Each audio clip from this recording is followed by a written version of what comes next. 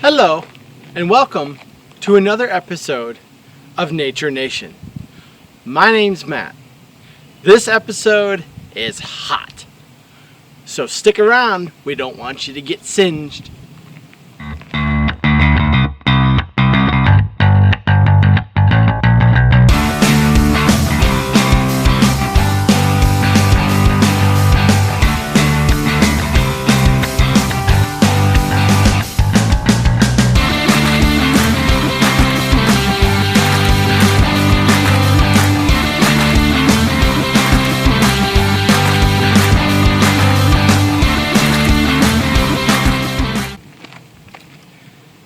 Hello, and as you can tell, probably figured out what we're going to be talking about. We're going to be talking about fire today.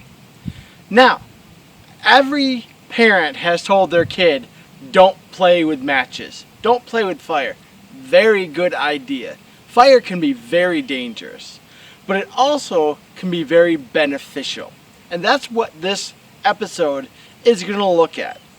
We're going to look at how fire and nature coexist. We are in the Coconino National Forest in Arizona. The reason why it's close is we've had a few wildfires around here. Now, nobody wants you going in there and possibly getting hurt or making a fire worse.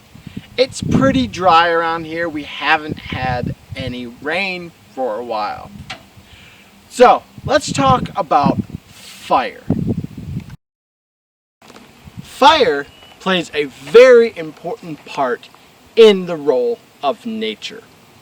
Now, most fires caused today are caused by lightning. Lightning will strike the ground where it's very dry, ignite just a small amount, and because everything is so dry, it'll just expand and turn into a wildfire. Now, the fires today are threatening local inhabitants. But thousands and thousands of years ago, the Native Americans recorded how this country burned, and it would burn on a regular basis. And it actually was a good thing. I know what you're thinking. Stop the presses. Fire's good. Yes, fire is good if it's maintained properly. Now, wildfires, when they get out of control, are not so good because then they're starting to threaten homes, threaten land, and threaten the income of ranchers and people like that.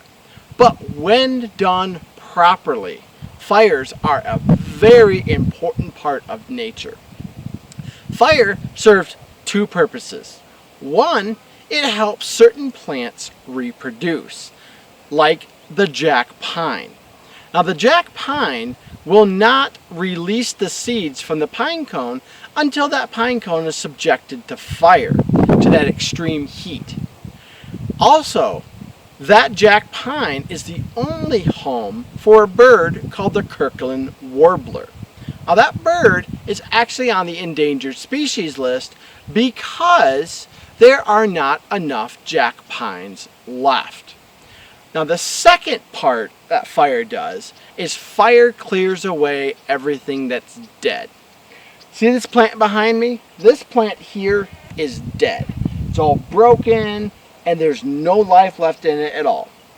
Now, when a fire comes through, it'll clear this out and make room for anything new coming up.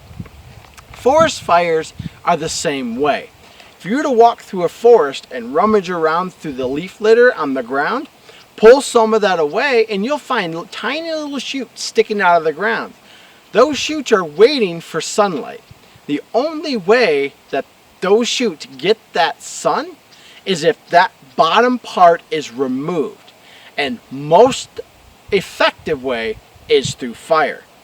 It's through a ground fire. Now, the fires that you see mostly, like in northern and southern California, in Colorado, and even here in Arizona in some places like up in Flagstaff, are what's called crown fires. Now, those fires are fires on top of the trees, like the top part of the trees are burning, and it's moving very fast. those actually are not healthy fires because they're not touching the understory at all, or the ground, the leaf litter. What you want is a slow moving fire that burns away all of that leaf litter, which then brings up new growth from that fire. Think of it like the phoenix. You remember the phoenix, that it's a bird that's reborn from the ashes. Think of the same thing as fire. When fire comes through and destroys everything, it actually doesn't destroy everything. It just wipes the slate clean for new life to grow. Well, that's it for this episode of Nature Nation. I hope you learned something about fire. That fire's not always bad when done properly. Fire can be very helpful to the nature around us and can help bring in new life. So, until next time, keep adventuring.